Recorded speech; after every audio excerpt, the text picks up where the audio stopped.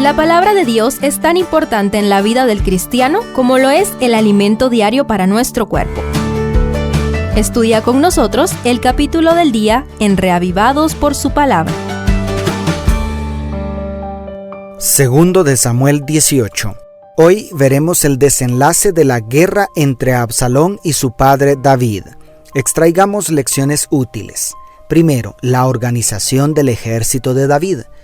¿Qué podía hacer el viejo David ante el innumerable ejército que Absalón levantó en su contra? El verso 1 inicia diciendo: David pasó revista al pueblo que tenía consigo y puso sobre ellos jefes de millar y jefes de centena. Además, el verso 2 explica cómo dividió sus hombres en 3 escuadrones liderados por Joab, Abisai e Itai, sus más valientes líderes militares. Pero ¿cómo se le ocurre? David con pocos hombres y aún así los divide. Esta clase de división que agiliza la movilización no es algo debilitante.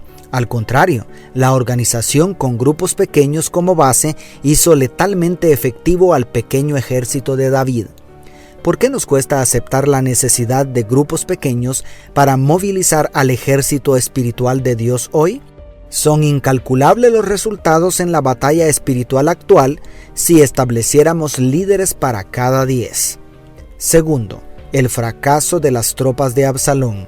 La batalla se libró en el bosque de Efraín, informa el verso 6, y, agrega el 7, allí cayó el pueblo de Israel ante los siervos de David, y aquel día se hizo allí una gran matanza de 20,000 hombres. ¿Cómo fue posible esto? El pequeño ejército de David, de hombres viejos, derrotó al gigantesco ejército del joven Absalón. Esto no suena nada lógico, pero el versículo 8 explica: aquel día el bosque causó más muertes que la espada. La intervención divina permitió que los árboles pelearan en favor de David. En medio del escabroso y tupido bosque, la experiencia pudo más que el vigor y la fuerza. No siempre gana el más fuerte. Hay lugar en el pódium de los campeones para los más lentos y débiles cuando se ponen en las manos de Dios y dan lo mejor de sí mismos. Dios tiene grandes oportunidades para ti, por increíble que te parezca. Tercero, la trágica muerte del príncipe. Seguidamente el versículo 9 informa cómo la larga y llamativa cabellera de Absalón fue la causa de su triste final. El joven príncipe quedó enredado entre las ramas de una gran encina mientras su mulo continuó la marcha. Sin embargo, nadie se atrevió a atacarlo porque todos habían escuchado el pedido del rey de cuidar la vida de su hijo.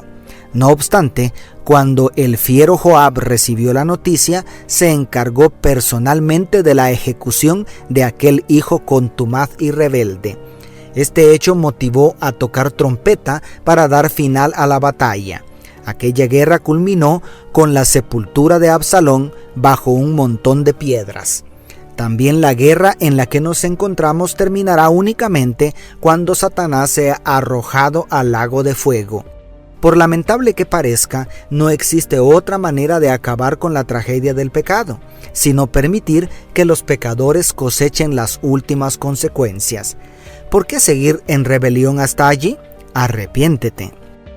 Y cuarto, la tristeza del rey David. Temiendo que David tomara a mal la noticia de la muerte de su hijo Absalón, Joab envía a un etíope con la noticia de la victoria definitiva. Pero Ahimaas insiste tanto que se adelantó al mensajero oficial para dar la noticia de la victoria al rey.